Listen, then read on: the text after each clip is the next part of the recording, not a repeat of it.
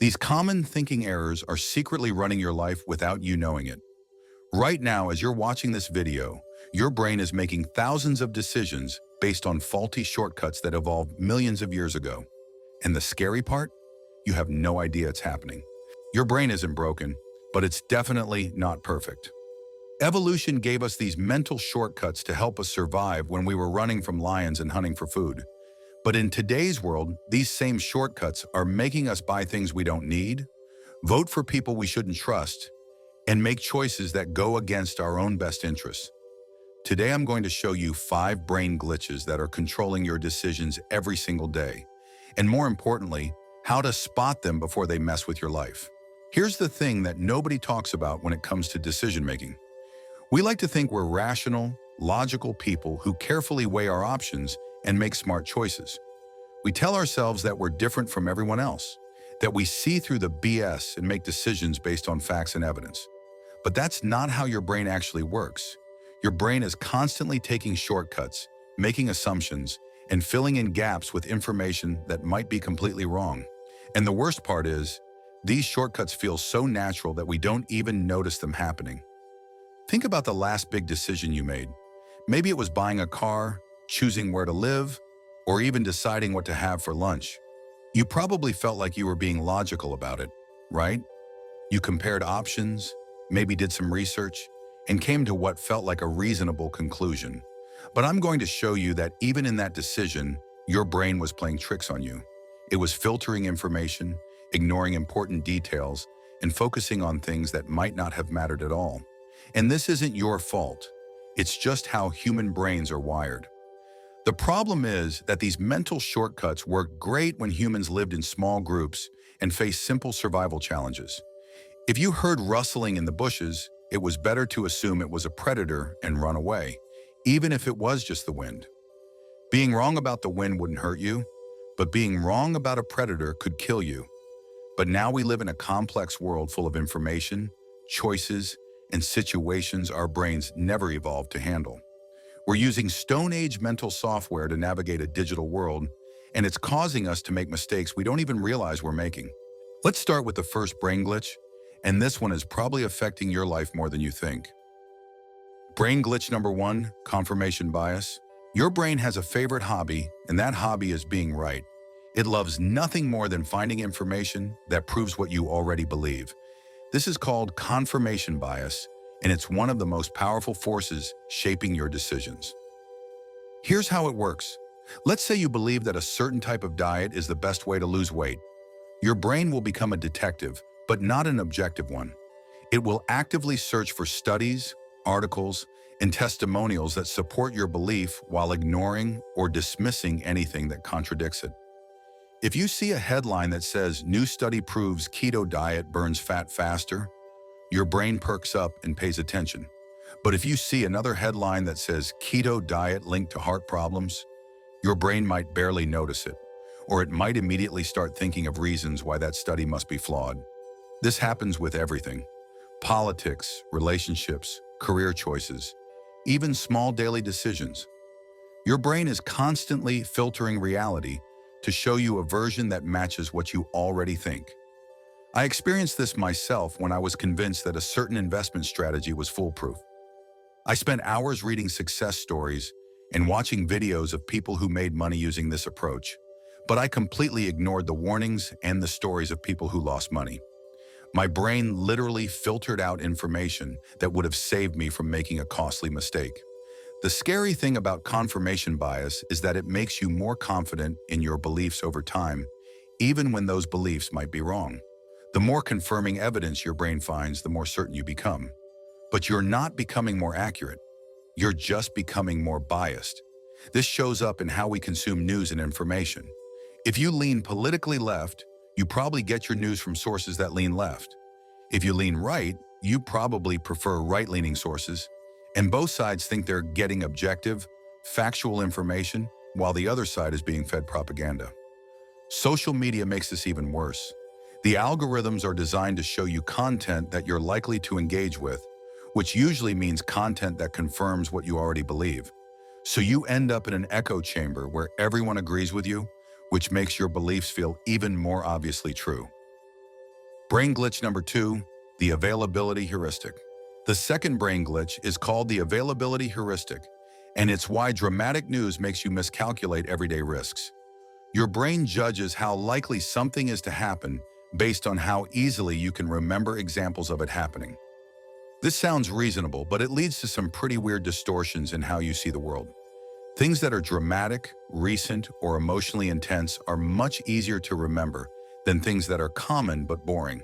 So your brain thinks the dramatic stuff is more likely to happen than it actually is. For example, people are way more afraid of flying than driving, even though you're much more likely to die in a car accident than a plane crash. Why? Because plane crashes are big news events that get covered extensively. When a plane goes down, it's on every news channel for days. You see the footage, hear the survivor stories, and your brain files this away as something that happens regularly. But car accidents happen constantly, thousands every day, and most of them don't make the news because they're not dramatic enough.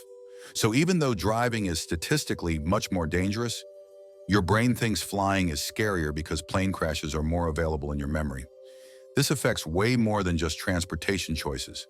People overestimate their chances of being attacked by a stranger because stranger attacks get news coverage, while they underestimate their chances of being hurt by someone they know, even though that's much more common. You might avoid swimming in the ocean because you're worried about shark attacks, even though you're more likely to be struck by lightning. Or you might be terrified of terrorism while ignoring much bigger risks like heart disease or car accidents. The availability heuristic also affects positive decisions. You might think starting a business is easier than it actually is because you keep hearing success stories about entrepreneurs who made it big. These stories are memorable and inspiring, so your brain overestimates how common business success is. Or you might think winning the lottery is more likely than it is because lottery winners get media attention. You never hear news stories about the millions of people who didn't win, so your brain doesn't factor them into its probability calculations. This brain glitch is especially problematic in the age of social media and 24-hour news cycles. We're constantly bombarded with dramatic, unusual events that capture our attention and stick in our memory. Meanwhile, the boring, everyday realities that actually shape our lives get ignored. Brain glitch number 3, the Dunning-Kruger Effect. Now we get to one of my favorite brain glitches, and one that explains so much about human behavior. It's called the Dunning-Kruger Effect, and it's the science behind why incompetent people are so confident. Here's what happens. When you don't know much about a topic, you also don't know enough to realize how much you don't know. So you end up feeling more confident than you should because you can't see all the complexity and nuance that experts understand. Think about the last time you tried to learn a new skill. Maybe it was cooking, playing an instrument, or learning a language. At the very beginning, you probably felt like it was going to be pretty straightforward. How hard could it be, right? But then as you started practicing, you realized there were way more layers and complications than you initially thought. The more you learned, the more you realized how much more there was to learn. Your confidence actually went down as your knowledge went up. This creates a weird situation where beginners are often more confident than intermediate learners. The people who know the least are the most sure of themselves, while people who actually understand the subject start to see how complex it really is. You see this everywhere. People who have never studied economics feel confident making bold statements about economic policy. People who have never been teachers know exactly what's wrong with the education system. People who have never run a business are sure they could do it better than actual business owners. Social media has made this worse because it's so easy to share opinions without any credentials or expertise. Someone can watch a few YouTube videos about a topic and then feel qualified to debate people who have spent years studying it. The Dunning-Kruger effect also explains why experts often seem less confident than you'd expect. They've studied their field long enough to understand how much they still don't know. They see the gaps in research, the areas of uncertainty, and the ongoing debates. So they're more likely to say things like, "It depends," or "We're still learning about this." But to people affected by the Dunning-Kruger effect, this expert uncertainty looks like weakness or incompetence. They prefer the confident, simple answers from people who don't actually know what they're talking about. I've fallen into this trap myself more times than I'd like to admit. When I first started making videos, I thought I had figured out the YouTube algorithm after just a few weeks. I was giving advice to other creators based on my limited experience. Looking back, I was completely wrong about most of it, but at the time I felt so confident because I didn't know enough to see the bigger picture. Brain glitch number 4, anchoring bias. The fourth brain glitch is called anchoring bias, and it's why the first piece of information you hear about something has way too much influence on your final decision. Your brain latches on to that first number or idea and uses it as a reference point for everything that comes after.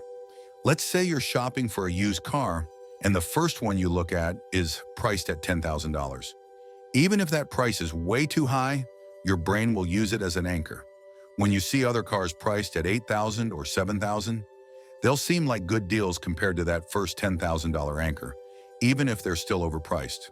Car salespeople know this and use it against you. They might start by showing you expensive cars that you can't afford, not because they expect you to buy them, but because they want to anchor your expectations at a high price point. Then when they show you the car they actually want to sell you, it seems reasonable by comparison. This happens in salary negotiations too. If an employer asks what salary you're looking for and you say $50,000, that becomes the anchor point. Even if they were prepared to pay $60,000, they'll probably try to negotiate down from your anchor of 50. But if you had said 65,000 instead, that higher number would become the anchor, and you'd probably end up with a better final offer. Anchoring doesn't just work with numbers, it works with any kind of information. If someone describes a person as intelligent but stubborn, you'll focus more on their intelligence. But if they describe the same person as stubborn but intelligent, you'll focus more on their stubbornness.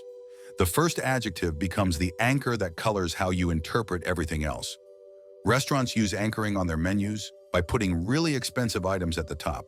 They don't expect many people to order the $60 steak, but having it there makes the $35 pasta seem reasonable by comparison. Real estate agents do this when they show you houses. They might start with something that's out of your budget or not quite what you're looking for, but it's in a great location or has amazing features. This anchors your expectations high, so when they show you houses in your actual price range, you're more likely to focus on what they're missing rather than appreciating what they offer. Even in everyday conversations, anchoring affects how we process information. If someone starts a story by saying, "This is the craziest thing that ever happened to me," your brain anchors on "craziest thing ever" and judges the story against that standard. If they had just told the same story without that setup, you might have found it more interesting or surprising. The tricky thing about anchoring bias is that even when you know about it, it still affects you. Researchers have done studies where they tell people about anchoring bias and warn them that they're about to be anchored, and it still works. Your brain can't help but use that first piece of information as a reference point. Brain glitch number 5, the sunk cost fallacy. The fifth and final brain glitch is the sunk cost fallacy, and this one might be costing you more time, money, and happiness than all the others combined. It's the reason you keep investing in things that aren't working just because you've already invested so much. Here's how it works. When you've put time, money, or effort into something, your brain starts treating that investment as a reason to continue, even when continuing doesn't make sense anymore. The more you've invested, the harder it becomes to walk away. You see this with people who stay in bad relationships because they've been together for so many years. They know the relationship isn't working, but they've invested so much time and emotion that leaving feels like admitting failure or wasting all that investment. Or think about someone who's been working toward a degree they no longer want, but they keep going because they've already spent 3 years and thousands of dollars on it. The rational decision might be to switch to something they actually care about. But their brain keeps saying, "You can't quit now, you've come so far." Businesses fall into this trap too. Companies will keep funding failing projects because they've already spent millions on development. Instead of cutting their losses, they throw more money at the problem, hoping to justify their previous investment. I've done this with hobbies and skills I was trying to learn. I spent months trying to get good at playing guitar, and even though I wasn't enjoying it and wasn't making much progress, I kept practicing because I felt like I had to justify all the time I'd already spent. Looking back, I should have switched to something I actually enjoyed much sooner. The sunk cost fallacy tricks your brain by making past investments feel like they're still valuable, even when they're not. But here's the thing, that time, money, and effort is already gone, no matter what you do next. The only question that matters is what will give you the best outcome going forward. If you're in a job that makes you miserable, the years you've already spent there aren't a reason to stay. If you're watching a movie that's boring you, the hour you've already invested isn't a reason to sit through the rest of it. If you're learning a skill that you don't enjoy, the time you've already spent practicing isn't a reason to keep going. Your brain wants to avoid feeling like it wasted those previous investments, but the real waste is continuing to invest in something that isn't working for you. Here's the most important thing I want you to understand about all of these brain glitches. They're not bugs in your mental software. They're features that helped humans survive for thousands of years. But the world has changed faster than our brains have evolved to keep up. Confirmation bias helped our ancestors stick with strategies that worked. If hunting in a certain area was successful, it made sense to keep going back there rather than constantly questioning whether it was still the best spot. The availability heuristic helped people avoid dangers that were fresh in memory. If someone in the tribe was recently killed by a particular type of predator, it made sense for everyone to be extra cautious about that threat. The Dunning-Kruger Effect encouraged people to try new things even when they didn't have complete information. Sometimes you had to act confident even when you weren't sure, because hesitation could be deadly. Anchoring bias helped people make quick decisions based on limited information. When you couldn't spend hours analyzing every choice, using the first piece of information as a reference point was better than being paralyzed by uncertainty. The sunk cost fallacy encouraged persistence and commitment. If you gave up on every difficult task as soon as it got challenging, you'd never accomplish anything meaningful. These mental shortcuts served us well in small tribes facing immediate physical threats. But now we live in a complex world full of information, choices, and long-term consequences that our Stone Age brains struggle to handle properly. The key is not to fight against these tendencies. That's nearly impossible. Instead, you need to recognize when they're happening and build systems to work around them. So let me give you some practical strategies for dealing with each of these brain glitches. For confirmation bias, actively seek out information that disagrees with your beliefs. Make it a habit to read articles or watch videos that challenge your opinions. Follow people on social media who think differently than you do. It's uncomfortable, but it's the only way to get a more complete picture of reality. For the availability heuristic, learn to think in numbers instead of stories. When you're worried about a risk, look up the actual statistics. When you're excited about an opportunity, research the real success rates. Stories are memorable, but data is more accurate. For the Dunning-Kruger Effect, embrace uncertainty and keep learning. The more you know about a topic, the more you should realize how much you still don't know. Be suspicious of people who seem too confident, especially about complex topics. For anchoring bias, always try to gather multiple reference points before making a decision. If you're negotiating a price, research what similar items sell for. If someone gives you a number, ask yourself what that number would be in different contexts. For the sunk cost fallacy, regularly evaluate your commitments based on future value, not past investment. Ask yourself, if I were starting fresh today, would I choose to begin this path? If the answer is no, then it might be time to change direction. Understanding these brain glitches won't eliminate them completely, but it will help you catch them in action. And once you start noticing them in your own thinking, you'll start seeing them everywhere. In your friends, your family, your coworkers, and in the media you consume. The goal isn't to become a perfectly rational decision maker. That's impossible. The goal is to become aware of how your brain works so you can make better choices and avoid the biggest mental traps that trip up most people. Your brain is an amazing tool, but like any tool, you need to understand its limitations to use it effectively. These thinking shortcuts helped your ancestors survive, but in today's world, awareness of them might be what helps you thrive. Subscribe if this opened your eyes to how your brain really works.